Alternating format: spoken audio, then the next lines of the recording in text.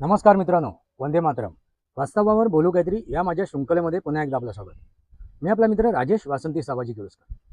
मित्रांनो, जे आता युद्ध छिडलं गेलं आहे त्या युद्धासंदर्भात मला तुमच्याशी काही गोष्टी बोलायच्या आहेत.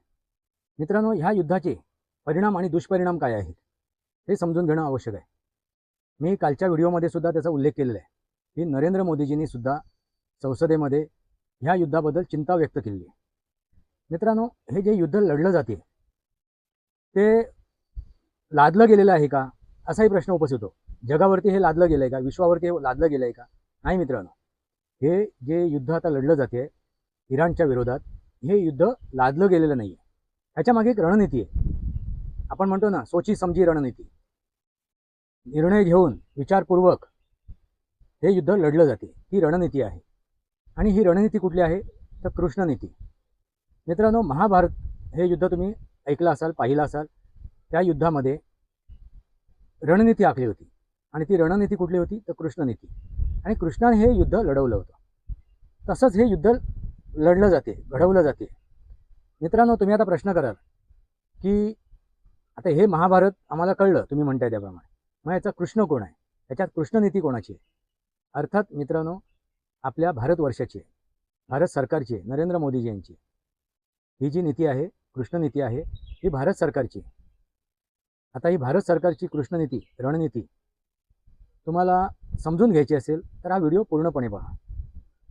मित्रांनो, नरेंद्र मोदीजी हे युद्ध सुरू व्हायच्या अगोदर ज्यावेळी इस्रायलच्या दौऱ्यावर गेले आणि त्या दौऱ्यामध्ये त्यांनी इस्रायलच्या संसदेला संबोधन केलं, तिथे भाषण केलं. त्या भाषणामध्ये त्यांनी उल्लेखनीय उल्लेख केले. आता ते उल्लेखनीय उल्लेख काय होते तर आतंकवाद. आणि ह्या आतंकवादावर त्यांनी ज्यावेळेला बोट ठेवलं, त्याचा उल्लेख केला, त्यावेळी त्यांनी मुंबईचा 26/11 जो हल्ला झाला होता आतंक्यांचा, तो कसाब AK-47 घेऊन आला होता आणि त्यांनी अनेक निरपराध नागरिकांचं मुंबईमधल्या बळी घेतला होता, हत्या केली होती. तशीच एका घटनेबद्दल ते बोलले, ते म्हणजे इस्राईल. हमासच्या आतंक्याने 7 सप्टेंबरला की ऑगस्टला असा तो जो हल्ला केला हमासच्या आतंक्याने, त्या हल्ल्यामध्ये सुद्धा हजारो इस्रायल नागरिक मारले गेलेत. हे जे 2 उल्लेख आहेत हे लक्षणीय आहेत, हे विचार करण्यासारखे आहेत. आणि त्यांनी संबोधन करताना एक गोष्ट अगदी स्पष्टरित्या मांडली, ती म्हणजे या विश्वातून, या जगातून आतंक्यांचा नाश करणं आवश्यक आहे, सर्वनाश करणं आवश्यक आहे आणि त्यानुसार पावलं उचलणे आवश्यक आहे. आणि हे कर्तव्य प्रत्येक देशाचं आहे, त्या प्रत्येक देशातील नागरिकांचं आहे. मित्रांनो, सिंदूर ऑपरेशन हा तुम्ही शब्द ऐकला असाल. आणि भारताने जे सिंदूर ऑपरेशन चालवलं होतं, त्या ऑपरेशनमध्ये भारताने आतंक्यांचे अड्डे नेस्तानाबूत केले होते. अगदी प्रिसाईज त्यांनी अटॅक केला होता, पिन पॉईंट अटॅक केला होता. आणि त्यांचे जे लॉन्चिंग पॅड होते किंवा ते जिथून ऑपरेट करत होते, आतंकी बनवत होते, त्या ठिकाणी बरोबर हल्ला चढवून त्या आतंक्यांना यमसदनास पाठवलं होतं. ही गोष्ट तुम्हाला माहीत असेल. आणि जगालाही भारताने तेच सांगितलं, आम्ही पाकिस्तानवरती हल्ला केलेला नाही, आम्ही त्या आतंक्यांवरती हल्ला केला. पण यापुढे जर असंच घडत असेल तर आम्ही आतंक्यांवरती नव्हे तर पाकिस्तानवरती हल्ला चढवू. मग हा हल्ला पाकिस्तानचा असेल असंच आम्ही समजू.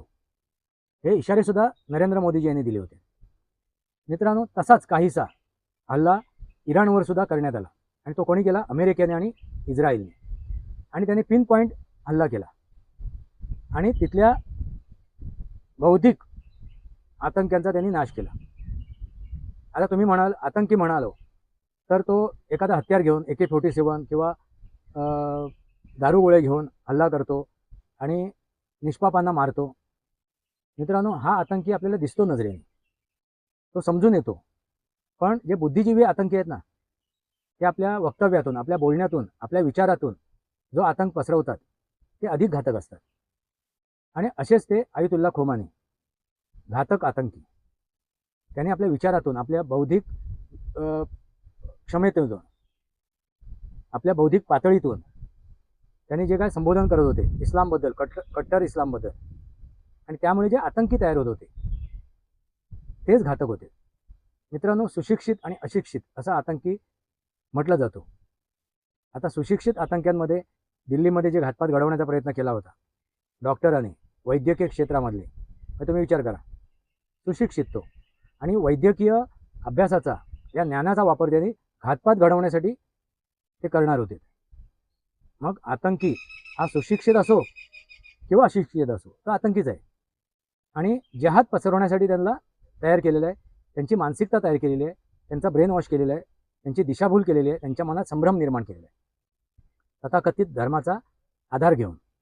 आता हा आतंकी फक्त इस्लामिक आहे का? नाही मित्रांनो, असा आतंकी इस्लामिकसुद्धा आहे आणि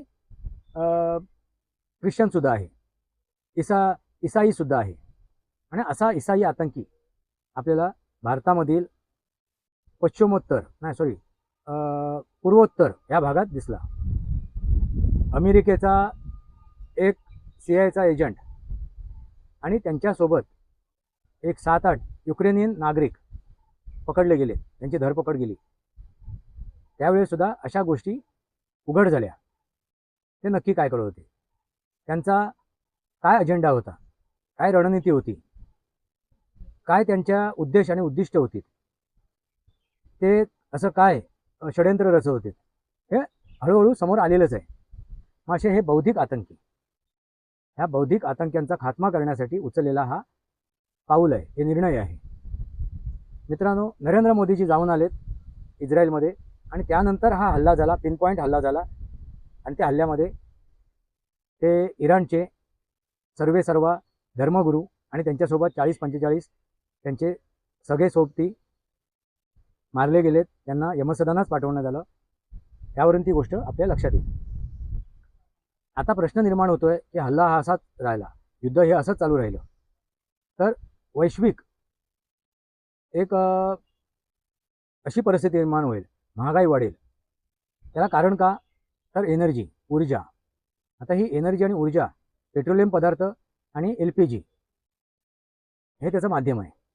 जर हे असंच युद्ध चालू झालं आणि या युद्धांमध्ये LPG प्लांट किंवा हे पेट्रोलियम पदार्थ तिथे जर दोन्ही ठिकाणावर म्हणजे इस्रायलने, अमेरिकेने आणि इराणने हल्ले केलेत, तर तो साठा किंवा तिथे उत्पादन होणाऱ्या ज्या तिथे हे आहेत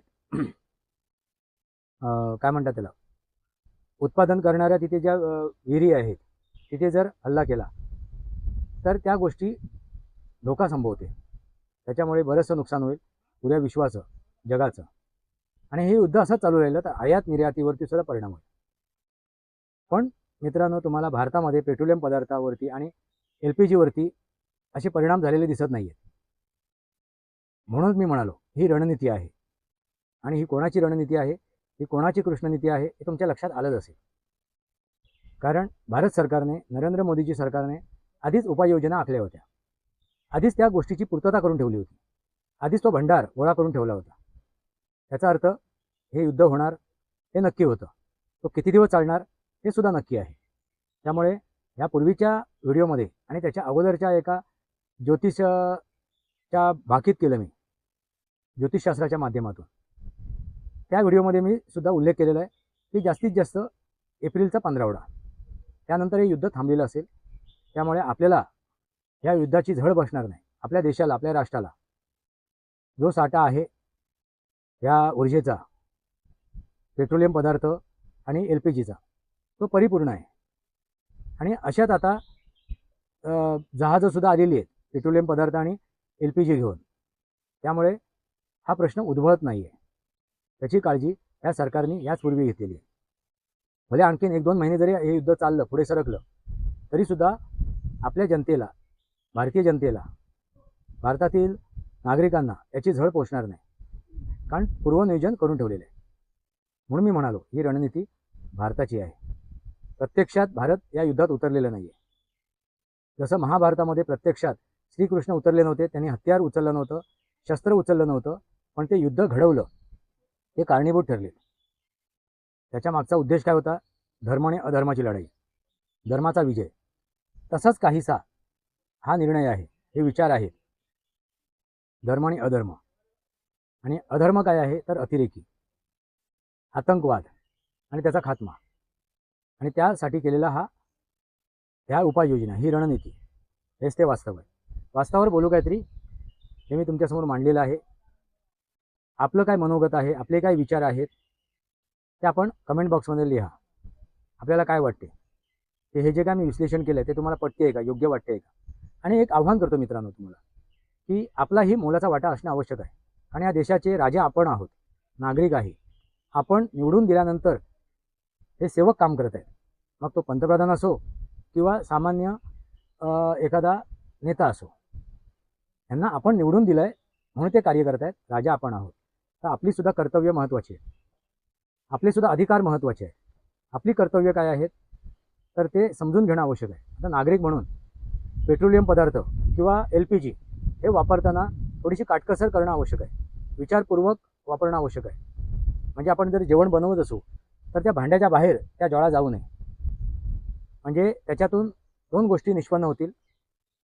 आपल्याला तो LPGचा सिलेंडर एक महिना चालतोय, तो 1.5-2 महिने चालेल, म्हणजे आपल्या पैशाची सुद्धा बचत होईल, आपल्या पैशाची सुद्धा बचत होईल. आणि दुसरी, कळत नकळत आपण आपल्या राष्ट्राला, आपल्या राष्ट्राच्या उन्नतीला हातभार लावला आहे हेही स्पष्ट होईल. हा खारीचा वाटा आपण उचलणं आवश्यक आहे. त्यामुळे ह्या युद्धजन्य परिस्थितीमध्ये आपण कसं वागायला पाहिजे तर या देशाला आवश्यक असलेल्या परिस्थितीला साजेसं, ते म्हणजे काय, कुठेतरी काटकसर करून विचारपूर्वक हे इंधन वापरणं आवश्यक आहे. मग ते LPG असो किंवा पेट्रोलियम पदार्थ असो. म्हणजे हा आपला खारीचा वाटा जो आहे तो आपल्या देशाला घडवण्यासाठी, देशाच्या उन्नतीसाठी उपयोगाला येईल. आणि हेच ते वास्तव आहे. हीच ती माझी कळकळीची विनंती आहे. आपले विचार कमेंट बॉक्समध्ये मांडा. मला जे काय सांगायचं आहे ते मी स्पष्ट केलेलं आहे. हेच ते वास्तव आहे. वास्तवावर बोलू काहीतरी. या माझ्या शृंखलेला सबस्क्राईब करा, बेल आयकॉन दाबा, माझे विचार पडसे लाईक करा, आपले विचार कमेंट बॉक्समध्ये मांडा. कृतासित कस. भारत माता की जय. वंदे मातरम. जय भारत, जय महाराष्ट्र, जय सनातन.